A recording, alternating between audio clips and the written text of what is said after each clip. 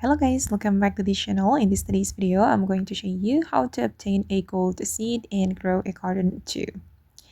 Okay, let's get into it guys. As you can see, I've just found a gold seed. And if you want to get a gold seed, you need to wait for the Midas weather. During the Midas weather event, the sky becomes dark and the outer effect begins to glow gold. During this event, multiple gold seeds begin to spawn, which you can acquire as they fall on the ground.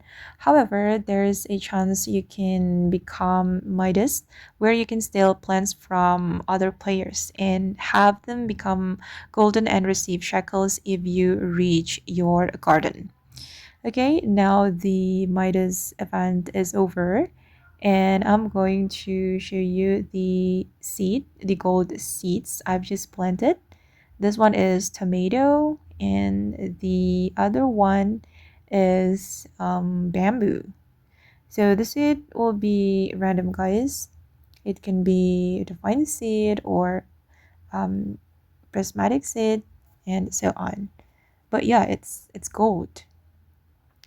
Okay, guys, and that's how you can get gold seeds and grow a garden too.